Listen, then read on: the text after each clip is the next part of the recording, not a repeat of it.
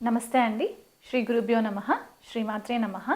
ఈరోజు మనము గోచార రీత్యా గురుగ్రహం మనకి మే 14వ తారీఖున వృషభ రాశి నుంచి మిథున రాశిలోకి సంచారం జరుగుతుంది.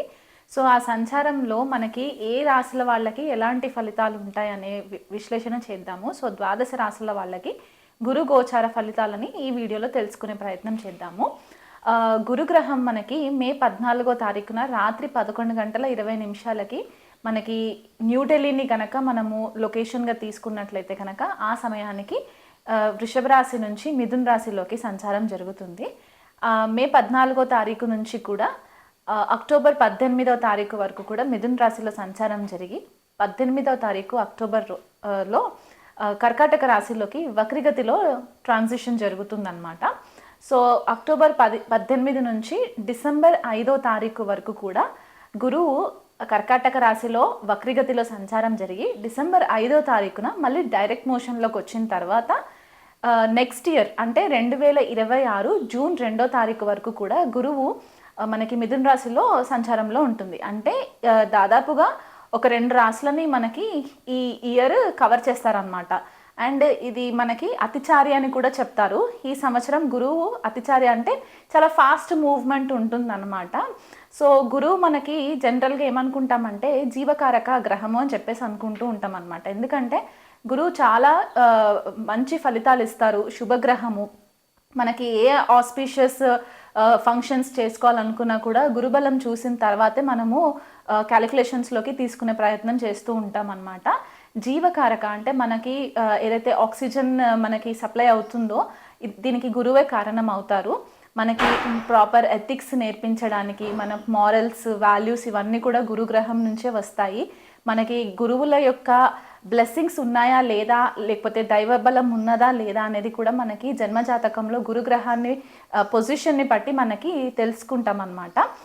గురువు మనకి విద్యాకారకుడు కూడా అనమాట. అంటే మనకి విద్యకి సంబంధించిన మెయిన్ గ్రహం గురుగ్రహం అయిపోతారు. కాబట్టి ఒక జీవికి వీళ్ళు ఏ లెవెల్ వరకు ఎడ్యుకేషన్లో వీళ్ళు రాణించగలరు అనే ఒక విశ్లేషణ చేయడానికి కూడా మనకి గురుగ్రహం ఒక క్యాలిక్యులేషన్ తీసుకోవడం అనేది ఇంపార్టెంట్ అయిపోతుంది. అది కాకుండా పుత్రకారకుడు అంటే మనకి పిల్లల కోసం మనం ఏదైతే మెయిన్ గ్రహాన్ని చూస్తామో గురువుని మనము కన్సిడరేషన్లోకి తీసుకుంటాము. కొన్ని క్లాసిక్స్ మనకి ఏం చెప్తాయంటే ధనకారకుడు కూడా గురువు అని చెప్తూ ఉంటారు. ఎందుకంటే ధనస్థానానికి గురువు కూడా ఒక రకంగా ఆధిపత్యం వహిస్తారు. కాబట్టి అన్ని శుభకార్యాలకి మనకి ఏదైతే మన లైఫ్లో జరగవలసిన శుభ ఫలితాలకన్నిటికీ కూడా గురుగ్రహం చాలా ఇంపార్టెంట్ అయిపోతుందన్నమాట. సో అలాంటి గురుగ్రహం యొక్క సంచారము ఈ ద్వాదశ రాశుల పైన చాలా ఎఫెక్ట్స్ ఉంటాయి. కాబట్టి అది ఎలా ఉండబోతుందనే విశ్లేషణ నేను చేస్తాను. కర్కాటక రాశి వాళ్ళకి గురు గోచారము ఎలా ఉండబోతుందో తెలుసుకుందామండి. కర్కాటక రాశి వాళ్ళకి నైసర్గిక కాలపురుష కుండలిలో గురుగ్రహము షష్ఠ స్థానాన్ని, భాగ్యస్థానాన్ని రూల్ చేస్తారు. అలాంటి గురువు ఈ మిథున రాశిలోకి సంచారం అంటే వాళ్ళకి వ్యయస్థానంలో సంచారం జరగడం అన్నమాట. జనరల్గా వ్యయస్థానం మనము ఐసోలేషన్కి లేకపోతే దూరంగా ఉండడము అంటే గృహం నుంచి సొంత ఊరు నుంచి దూర దేశంలో ఉండడము, దూర ప్రాంతంలో ఉండడం అనేది కూడా మనము కన్సిడరేషన్లోకి తీసుకుంటాము. ఒంటరిగా ఉండడానికి ఇష్టపడడము, హాస్పిటల్స్ ఇవన్నీ కూడా మనకి వ్యయస్థానం నుంచి కూడా చూస్తారు. లాసెస్ ఇవన్నీ కూడా అన్నమాట. సో కర్కాటక రాశి వాళ్ళకి ఇప్పుడు ఏమవుతుందంటే షష్టాధిపతి, భాగ్యాధిపతి వ్యయస్థానంలో ట్రాన్సిషన్ అంటే కర్కాటక రాశి వాళ్ళ తండ్రి యొక్క ఆరోగ్యం పట్ల కొద్దిగా శ్రద్ధ వహించండి. మీ ఆరోగ్యం పట్ల కూడా కొద్దిగా శ్రద్ధ వహించండి. ఎందుకంటే షష్ఠ స్థానాన్ని రూల్ చేసే గ్రహము వ్యయస్థానంలోకి వెళ్ళిందంటే కొద్దిగా హెల్త్ పరంగా, ఆరోగ్యపరంగా మీకు హాస్పిటల్లో కొద్దిగా ఖర్చులు పెట్టించే పరిస్థితి కనిపిస్తుంది. కాబట్టి ఆ విషయంలో కొద్దిగా కేర్ఫుల్గా ఉండండి. తండ్రి యొక్క ఆరోగ్యం పట్ల కూడా కేర్ఫుల్గా ఉండండి. ఎందువల్ల అంటే ఏదైనా దీర్ఘకాలిక ఆరోగ్య సమస్యలు ఉంటే కనుక ఈ టైంలో మీకు కొద్దిపాటిగా అది హెడేక్ అయ్యే ఛాన్సెస్ కనిపిస్తూ ఉన్నాయి. కాబట్టి చిన్న చిన్న ప్రాబ్లమ్స్ వచ్చినా సరే రేపు చూద్దాంలే అన్నట్టు నెగ్లిజెన్సీ చేయకుండా వీళ్ళనంత మట్టుకు తొందరగా డాక్టర్స్ని సంప్రదించినట్లయితే కనుక ఇబ్బందులు లేకుండా ఉంటాయి. గురువులతో కొద్దిపాటిగా మంచిగా ప్రవర్తించే ప్రయత్నం చేయండి. ఎందుకంటే ఇక్కడ కొద్దిగా మీకున్న ఫ్రస్ట్రేషన్స్ వల్ల కొద్దిగా గురువుల పైన కూడా మీరు అవి వ్యతిరేకంగా చూపించే పరిస్థితులు గోచరిస్తున్నాయి. గురువులు లేని వాళ్ళు ఎవరైనా ఉంటే, మీకంటే వయసులో పెద్దవాళ్ళు ఉన్న, తండ్రి స్థాయిలో ఉన్న వాళ్ళు ఎవరైనా ఉన్నా వాళ్ళతో కూడా కొద్దిగా రిలేషన్షిప్స్లో కొంచెం కేర్ఫుల్గా ఉండే ప్రయత్నం చేయండి. అండ్ మీకు కొద్దిగా మెంటల్ డిస్టర్బెన్సెస్ ఎక్కువ కనిపిస్తూ ఉంటాయి. నిద్ర లేకుండా కొద్దిగా నిద్ర విషయంలో డిస్టర్బెన్సెస్ కనిపిస్తున్నాయి కాబట్టి ఆ కోణంలో కొద్దిగా కేర్ఫుల్గా ఉండే ప్రయత్నం చేసుకోండి. ఆర్థికంగా డబ్బులు వస్తున్నాయి కదా అని చెప్పేసేసి ప్రాపర్గా ప్లానింగ్ చేసుకోకుండా మితిమీరిన ఖర్చులు పెట్టుకుంటే కనుక ఈ సంవత్సరం కొద్దిగా మీకు కష్టపడాల్సిన పరిస్థితి కనిపిస్తుంది. ప్రొఫెషనల్గా అంటే మీకు ఉద్యోగపరంగా గురువు ఎక్కడ కూడా మనకి ఆస్పెక్ట్ కర్మక్షేత్రాన్ని చూడకపోయినా షష్టాధిపతి వ్యయస్థానంలో ఉండడం జనరల్గా మనకి డైలీ రొటీన్, మనకి వర్క్ కల్చర్ కూడా మనం 6th హౌస్ నుంచి చూస్తాం కాబట్టి కొద్దిపాటిగా మీకు ఉద్యోగంలో కొద్దిగా డిస్టర్బెన్సెస్ అనేవి కనిపిస్తూ ఉన్నాయి. ఏదన్నా వర్క్ మీకు ఇచ్చినా సరే దాన్ని టైంకి మీరు రెక్టిఫై చేసుకోకపోవడం, లేకపోతే టైంకి మీరు దాన్ని సబ్మిషన్స్ చేసుకోకపోవడము, మీ యొక్క మేనేజర్స్ నుంచి కొద్దిగా ఒత్తిడి అనేది ఎక్కువ పెరిగే ఛాన్సెస్ కనిపిస్తుంటాయి. దానివల్ల మీరు కొద్దిగా మెంటలీ డిస్టర్బ్ అయ్యే ఛాన్సెస్ కనిపిస్తున్నాయి. అండ్ భార్యాభర్తల మధ్యలో కూడా కొద్దిపాటిగా విభేదాలు వచ్చే పరిస్థితి కర్కాటక రాశి వాళ్ళకి కనిపిస్తుంది కాబట్టి ఆ విషయంలో కొద్దిగా కేర్ఫుల్గా ఉండండి. అంటే మీరు మీ లోకంలో మీరే ఉంటాను అని అనుకునే ఒక పరిస్థితి గురుగ్రహం వల్ల మీకు కనిపించే ఛాన్సెస్ ఉన్నాయి.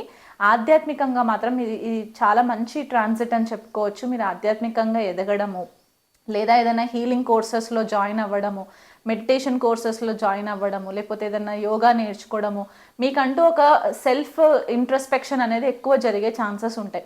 అంటే సెల్ఫ్ ఇంట్రోస్పెక్షన్ అంటే మీరంటే ఏంటి, మీరేం కావాలనుకుంటున్నారు, మీకు ఏది దొరకట్లేదు, లేకపోతే మీరు ఏదైనా నష్టాలలో ఉంటే దాన్ని ఎలా మీరు అధిగమించాలి అంటే మీ పైన మీకు ఒక సెల్ఫ్ ఫోకస్ అనేది పెరిగే ఛాన్సెస్ కనిపిస్తూ ఉంటాయి. కాబట్టి మీలో మార్చుకోవాల్సిన గుణాలు ఏంటి, కరెక్ట్గా ఫాలో అవుతున్నానా లేదా, ఇవన్నీ కూడా కొన్ని డౌట్స్ మీకు రేస్ అయ్యే ఛాన్సెస్ ఉంటాయి. కాబట్టి ఎక్కువ ట్రావెలింగ్ కూడా చేస్తూ ఉంటారు. అంటే ఏదైనా ధార్మికమైన పనుల కోసము కొద్దిపాటిగా ట్రావెలింగ్ జరిగే ఛాన్సెస్ కూడా ఉన్నాయన్నమాట. ఎందుకంటే భాగ్యాధిపతి వ్యయస్థానంలో అంటే ఈ 2 హౌసెస్ కూడా యాక్టివేషన్లోకి వస్తాయి. కాబట్టి ఇవి 2 కూడా మనకి ట్రావెలింగ్కి సంబంధించిన హౌసెస్ కిందకి కన్సిడరేషన్ చేసుకుంటాం. కాబట్టి ఏదన్నా ధార్మికమైన స్థలాలు, టెంపుల్స్ ఇట్లాంటివి విజిట్ చేసే పరిస్థితి కనిపిస్తుంది. కాబట్టి ఆ విషయంలో కూడా కొద్దిగా డబ్బు ఖర్చు అయ్యే ఛాన్సెస్ కనిపిస్తుంది. కర్కాటక రాశి వాళ్ళకి ఎవరైనా పెద్ద ఏజ్లో అంటే పెళ్ళిళ్ళు అవ్వని పిల్లలు ఎవరైనా ఉంటే కనుక వాళ్ళ విషయంలో వాళ్ళ పెళ్ళిళ్ళ కోసం అని చెప్పి మీరు ఖర్చు పెట్టే పరిస్థితి కనిపిస్తుంది. అంటే శుభకార్యాలకి డబ్బులు కొద్దిగా ఖర్చు అయ్యే పరిస్థితి కనిపిస్తుంది.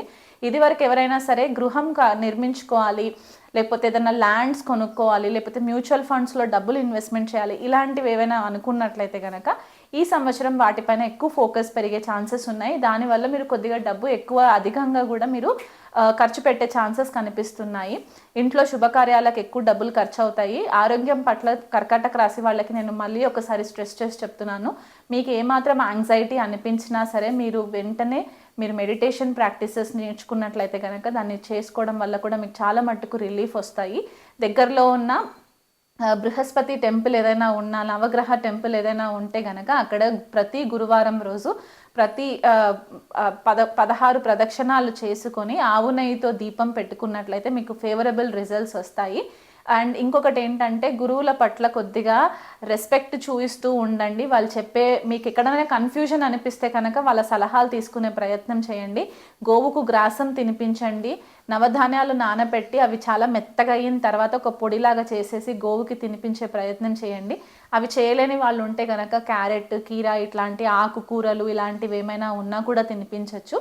అండ్ వీలైతే మీరు ఇంట్లో ఒకసారి దత్తపారాయణ పూజ చేయించుకుని మీ ఆర్థిక స్తోమత కనుక మీకు సపోర్ట్ చేస్తే దత్తపారాయణం పూజ ఇంట్లో మీరు ఒకసారి చేయించుకున్నట్లయితే కనుక ఈ విషయంలో కర్కాటక రాశి వాళ్ళకి మంచి ఫేవరబుల్ రిజల్ట్స్ వస్తాయి.